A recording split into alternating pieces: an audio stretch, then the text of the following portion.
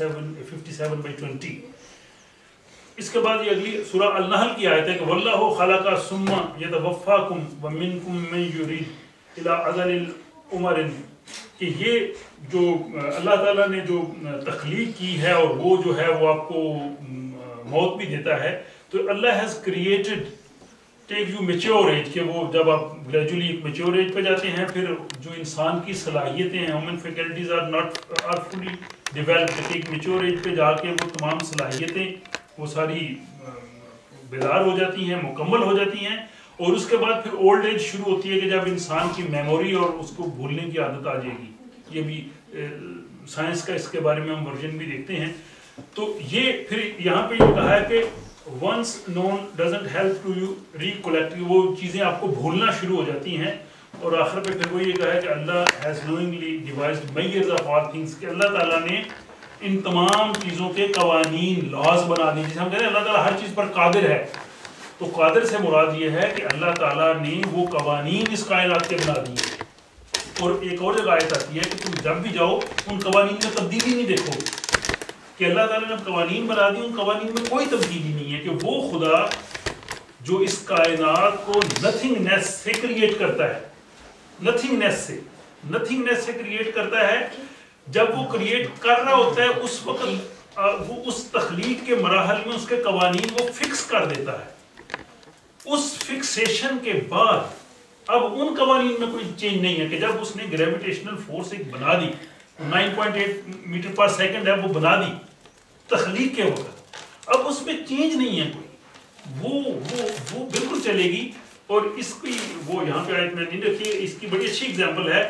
وہ حضرت عیسیٰ کو جو خدا کا بیٹا کہتے ہیں کہ جی اللہ تعالیٰ یہ عیسیٰ خدا کے بیٹے ہیں. تو اللہ تعالیٰ نے اس کا ایسے جواب نہیں دیا کہ عیسیٰ میرا بیٹا نہیں ہے. اللہ نے اس کا جواب دیا کہ وہ اللہ کا بیٹا کیسے ہو سکتا ہے جب خدا کی بیوی نہیں ہے. یعنی قانون بتا دیا کہ بیٹے ہونے کے لیے بیوی اور خاوند دونوں کا ہونا ضروری ہے. تو یہ یعنی یہاں پہ وہ بتایا کہ اللہ تعالیٰ نے جیسے وہ آپ کی ایج ہے، ایک میچور ایج ہے، میچور ایج کے بعد پھر اولڈ ایج پہ جاتے ہو، پھر تمہیں وہ چیزیں بھولنے لگتی ہیں، اور پھر وہ اللہ تعالیٰ نے اس کے وہ سارے پیمانے قوانین جو ہے اس کے تحت وہ سارا بنایا ہے.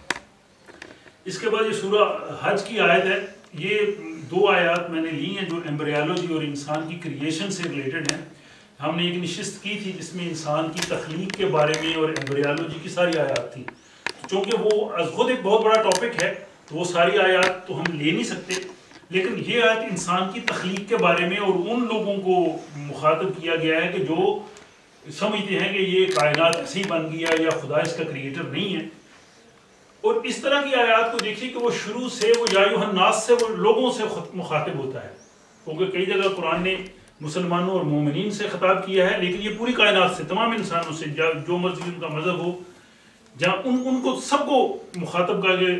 غور و فکر کی دعوت دی ہے کہ یا ایھا الناس ان کنتم فی ریب من البعث، کہ لوگوں کہ تمہیں اگر شک ہو کہ مرنے کے بعد ہم کیسے زندہ ہوں گے تو اپنی تخلیق پہ غور کرو کہ ہم نے تمہیں من تراب ثم من نطفۃ ثم من علق. یہ الگ ہے کہ وہ ہم نے ایمبریالوجی میں دیکھا تھا کہ یہ قرآن کا حسن ہے کہ جس زمانے میں قرآن کا نزول ہوا اس زمانے کے انسان کی اگر آپ علمی سطح دیکھیں، آپ گوگل پہ سرچ کریں تو لوگوں کو تو بالکل ہی معلوم نہیں تھا. تو ان آیات سے اس زمانے کا ایک بدو، ایک عام آدمی، اس کو بھی سمجھایا جا رہا ہے کہ انسان کیسے بنا. سادہ لفظوں میں کہ انسان کو اللہ تعالیٰ نے مٹی سے پیدا کیا، یہ وہ. اور اسی آیت کو آج آپ بیٹھے پڑھ رہے ہیں تو آپ انسان کی تخلیق کے سارے مراحل دیکھ رہے ہیں. اور اسی آیت کو جب وہ ڈاکٹر بورس جو فرانس کا تھا جس نے قرآن بائبل اینڈ سائنس لکھی ہے، اس نے بڑی اچھی اس پہ تشریح کی ہے. وہ ایک سرجن تھا، پھر وہ مسلمان ہوا سارا پڑھ کے، تو اس نے کہا کہ یہ جو مراحل قرآن نے بیان کیے انسان کو تو پتہ ہی نہیں تھا. تو جس طرح سے وہ ہڈیاں بنتی ہیں، گوشت چڑھایا جاتا ہے، اس کی ساری، تو بہرحال وہ چونکہ ایمبریالوجی سے ریلیٹڈ بات ہے تو یہاں پہ صرف اتنا دیکھیے کہ قرآن حکیم نے یہ کہا ہے کہ وہ پیپل، وہ لوگوں، کہ سب سے پہلے آپ کا انسان کو ہم نے مٹی سے، یعنی کیمیکل جینیسس ہے، ان آرگینک میٹر سے ہم نے تخلیق کی ابتدا کی،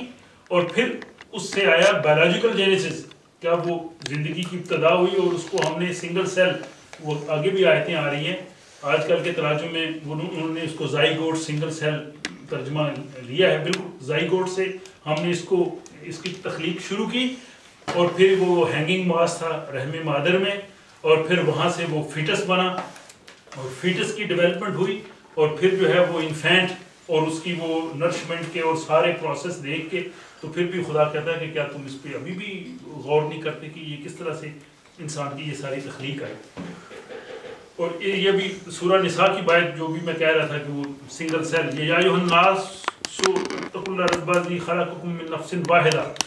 کہ جو پرانے اگر آپ تراجم دیکھیں گے تو ظاہر اس وقت انسانی علم اتنا زیادہ نہیں تھا. ان میں انہوں نے ترجمہ یہ کیا کہ ہم نے آپ تمہیں ایک جان سے پیدا کیا اور اس سے جان سے مراد انہوں نے حضرت آدم دی کہ اللہ تعالیٰ نے تمہیں ایک نفس سے پیدا کیا. لیکن ابھی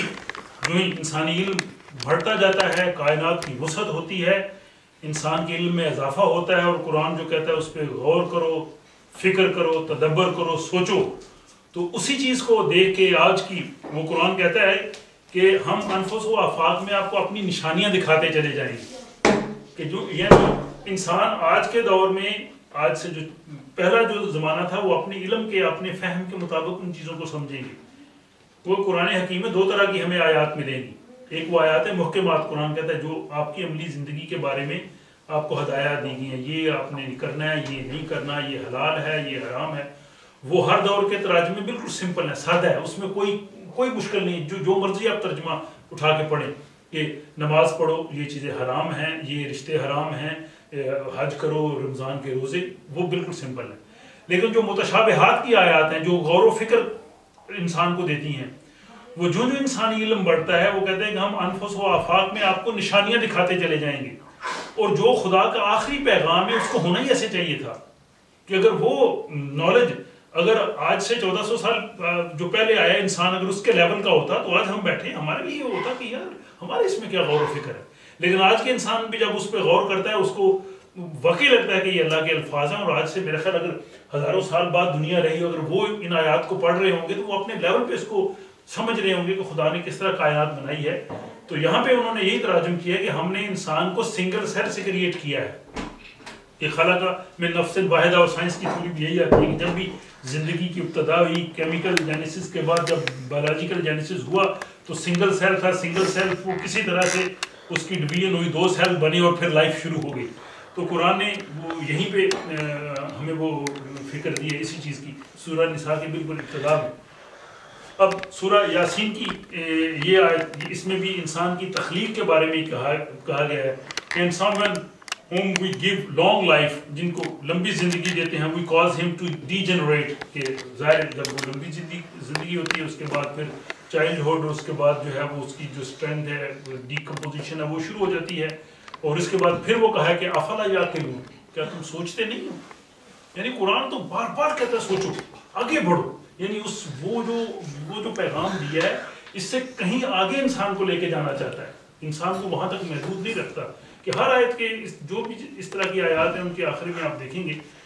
اور اس آیت کا بھی یہی ہے کہ in the old age one grows weak and one's faculties become weaker under the physical laws instead of growing stronger. The physical faculties are reserved کہ ویسے تو آدمی کو اوپر جانا چاہیے